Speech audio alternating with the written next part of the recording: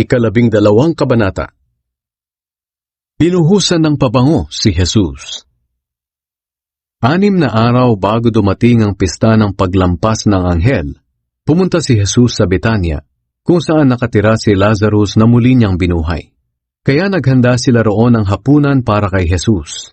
Si Lazarus ay isa sa kasalo ni Jesus sa pagkain. Si Marta ang nagsilbi sa kanila.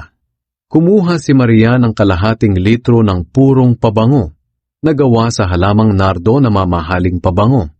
Ibinuhos niya ito sa paa ni Jesus at pinunasan ng kanyang buhok. At humalimuyak ang pabango sa buong bahay. Ang isa sa mga tagasunod ni Jesus na naroon ay si Judas Iscariote na magtatraidor sa kanya. Sinabi ni Judas, "1 taon na sweldo ang halaga ng pabangong iyan. Bakit hindi na lang iyan ipinagbili at ibigay sa mahihirap ang pera?" Sinabi niya ito hindi dahil nagmamalasakit siya sa mga mahihirap, kundi dahil isa siyang magnanakaw. Bilang tagapag-ingat ng pera nila, madalas niya itong kinukupitan. Pero sinabi ni Jesus, "Hayaan mo siya. Ibinuhos niya ito sa katawan ko bilang paghahanda sa aking libing. Lagi niyong makakasama ang mga mahihirap, pero ako'y hindi niyo laging makakasama." Ang planong pagpatay kay Lazarus. Maraming Hudyo ang nakabalita na nasa Betania si Jesus, kaya nagpuntahan sila roon, hindi lang dahil kay Jesus, kundi upang makita rin si Lazarus na muli niyang binuhay. Kaya binalak din ng mga namamahalang pari na ipapatay si Lazarus. Dahil siya ang dahilan, kaya maraming Hudyo ang humihiwalay na sa kanila at sumasampalataya kay Jesus. Ang matagumpay na pagpasok ni Jesus sa Jerusalem. Kinabukasan, nabalitaan ng maraming tao na dumalo sa pista na papunta si Jesus sa Jerusalem. Kaya kumuha sila ng mga palaspas at sinalubong si Jesus. Sumisigaw sila, "Purihin ang Diyos! Pagpalain ang dumarating na ito sa pangalan ng Panginoon! Pagpalain ang Hari ng Israel!" Nakakita si Jesus ng isang batang asno at sinakyan niya ito, gaya ng nakasaad sa kasulatan. "Huwag kayong matakot, mga taga-Sion. Makinig kayo. Paparating na ang inyong hari na nakasakay sa isang batang asno." Hindi pa naiintindihan noon ng mga tagasunod ni Jesus ang ginawang iyon ng mga tao. Pero nang makabalik na si Jesus sa langit, saka lang nila naintindihan na iyon ang nakasaad sa kasulatan. Marami ang nakasaksi ng muling buhayin ni Jesus si Lazarus at ipinamalita nila ang pangyayaring ito. Kaya marami ang sumalubong kay Jesus dahil nabalitaan nila ang ginawa niyang himala. Dahil dito, nag-usap-usap ang mga Pariseyo. "Tingnan ninyo, sumusunod na sa kanya ang lahat ng tao at wala tayong magawa." May mga Griyegong naghanap kay Jesus. May mga Griyego ring pumunta sa Jerusalem upang sumamba sa Diyos sa kapistahan. Lumapit sila kay Felipe na taga Bethsaida sa probinsya ng Galilea. Sinabi nila sa kanya, "Gusto po sana naming makita si Jesus." Pinuntahan ni Felipe si Andres at sinabi sa kanya ang kahilingan ng mga Griyego. Pagkatapos pinuntahan nila si Jesus at ipinaalam ang kahilingan. Sinabi ni Jesus sa kanila, "Dumating na ang oras upang dakilain ako na anak ng tao. Sinasabi ko sa inyo ang totoo. Malibang mamatay ang isang butil ng trigong itinanim sa lupa, mananatili itong nag-iisa. Ngunit kung mamatay, tutubo ito at mamumunga ng marami. Ang taong labis na nagpapahalaga sa kanyang buhay ay mawawalan nito. Ngunit ang hindi nanghihinayang sa buhay niya sa mundong ito, alang-alang sa akin, ay magkakaroon ng buhay na walang hanggan. Ang sino mang gustong maglingkod sa akin ay dapat sumunod sa akin. At kung nasaan ako, naroon din dapat siya. Ang sino mang naglilingkod sa akin ay pararangalan ng Ama." Ipinahiwatig ni Jesus ang kanyang kamatayan.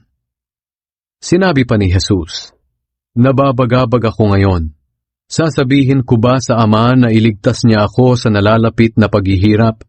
Hindi, dahil ito ang dahilan ng pagpunta ko rito."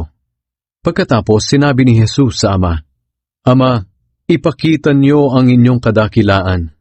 Isang tinig mula sa langit ang sumagot, "Ipinakita ko na sa pamamagitan mo. at muli ko itong ipapakita. Nang marinig ng mga taong naroon ang tinig, sinabi nila, "Kumulog!" Pero sinabi naman ng iba, "Kinausap siya ng isang anghel." Sinabi ni Jesus sa kanila, "Ang tinig na iyon ay pinarinig hindi para sa akin, kundi para sa kapakanan ninyo.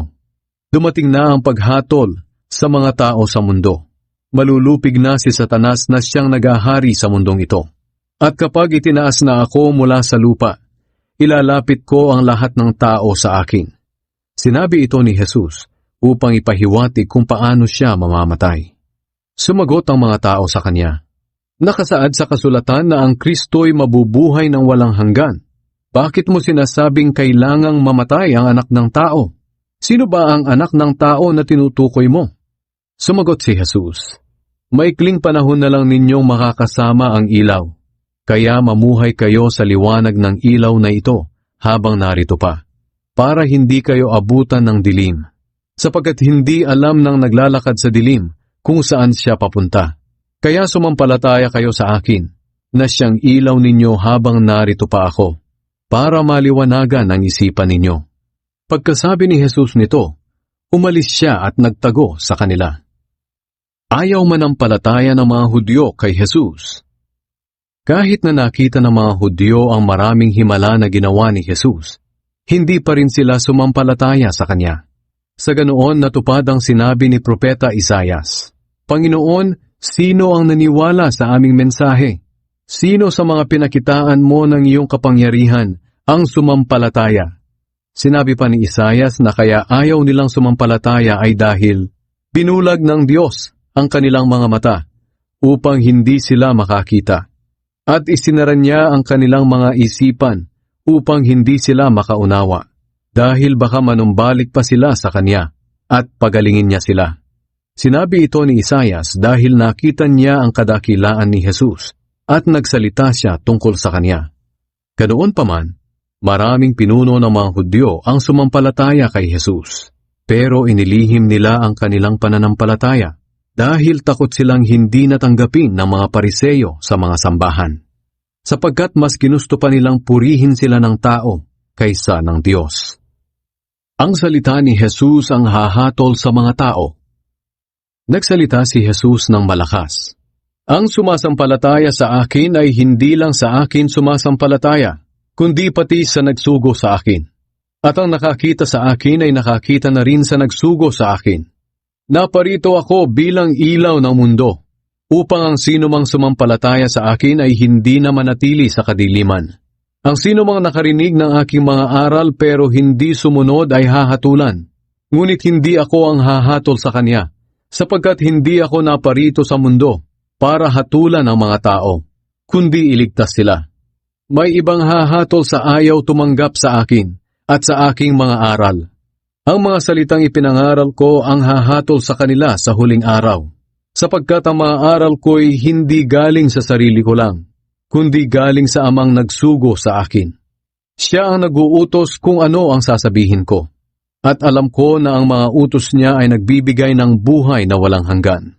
Kaya kung ano ang ipinasasabi ng Ama, iyon lang ang sinasabi ko."